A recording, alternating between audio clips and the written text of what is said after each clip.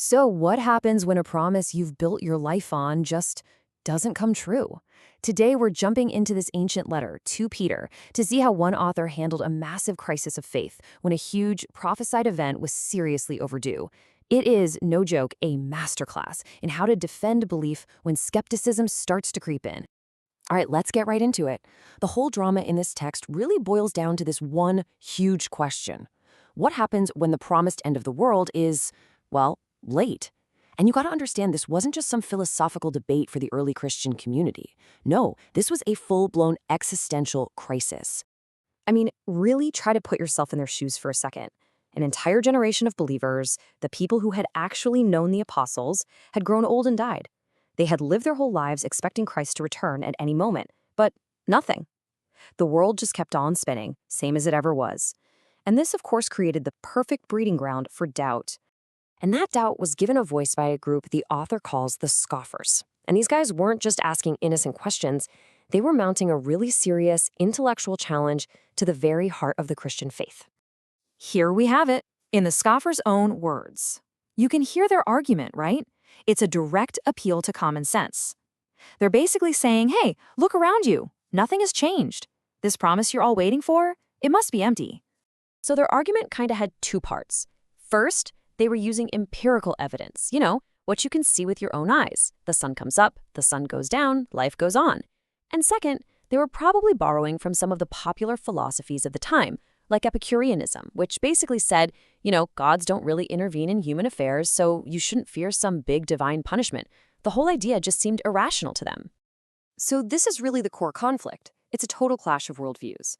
On one side, you have a reality based on what you can see, total continuity. And on the other, you have a hope based on a promised future event that's going to change everything. So how does the author of 2 Peter fight back? Well, he doesn't try to invent some brand new, clever defense. Instead, he reaches back into their shared history, into their scriptures, to show that there's actually a precedent for this kind of divine judgment.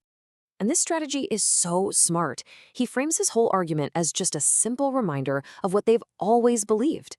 He is making the scoffers out to be the radical innovators, the ones challenging the faith. He's not the one on the defensive. He's basically saying, come on, let's just get back to what you already know is true. He lays out this really simple but powerful 3-step logic. It goes like this. If you already believe God's word was powerful enough to create the entire world from water, and that same word was powerful enough to destroy it with water in the flood, then why on earth would you doubt that that very same word is powerful enough to bring a final judgment by fire? You see, the past makes the future totally believable. Okay, but the author still has to deal with the main problem, right? The delay. Why hasn't it happened yet? And this is where his argument takes a really fascinating turn, and he starts talking about the nature of time itself. He pulls this incredible idea from Psalm 90. He's asking his readers to completely shift their perspective on time. What feels like an impossibly long wait for us might just be the blink of an eye for God. The difference couldn't be more stark. What we, as finite beings stuck in time, experience as a frustrating delay, an eternal, unbounded God experiences as patience. It's the exact same period of time, just seen from 2 completely different viewpoints. And here's the brilliant pivot. The delay isn't a bug, it's a feature. It's not a problem that needs to be explained away. It's actually proof of God's merciful character. Every single day that the end doesn't come isn't a sign that God has forgotten. It's a sign of God's mercy. One more day for people to turn around. But, and this is a huge but, he immediately follows up with a critical warning. You should never mistake God's patience for God's permission. The final day of judgment, he says, is still going to come like a thief in the night, suddenly, and when you least expect it. So all this deep theological argument brings us to the real heart of the matter. The author hasn't just been defending an idea, he's been building a foundation for how you should live your life. This is the ultimate so what of the whole letter. He's basically asking this incredibly practical question. If you genuinely believe that this world isn't permanent, that a final judgment is coming, what does that actually mean for the choices you make today, right now? So you see, this has nothing to do with making end times predictions or drawing up charts. The author is completely focused on the here and now. The future is just a lens that's meant to bring the present moment into sharp moral focus. And his blueprint for how to live is really clear. He argues that since this world is passing away, the only smart investment is in things that are actually going to last. Things like holiness, self-control, godliness, and love. These are the things that have a place in the new creation to come. Okay, let's zoom out for our final big takeaway. Because in making this argument, the author of 2 Peter doesn't just rescue his community's faith, he actually creates a timeless model for how to defend belief whenever it's faced with skepticism.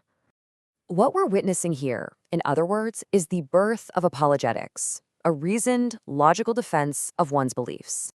And his method is basically a 3-part playbook that people have been using ever since. First, he actually listens to the objections and takes them seriously. Second, he builds his answers on the foundation of the community's shared tradition and scripture. And third, he shows the very real, positive, ethical stakes of holding that belief. And so we're left with this really powerful vision for how to live. The author is asking us to navigate our daily choices by keeping 2 fixed points on our compass: the memory of a past redemption and the very real expectation of a future judgment. It's a challenge to live right now, in the present, with the full weight of both the past and the future shaping everything you do. And honestly, that's a question that feels just as relevant today as it did 2,000 years ago.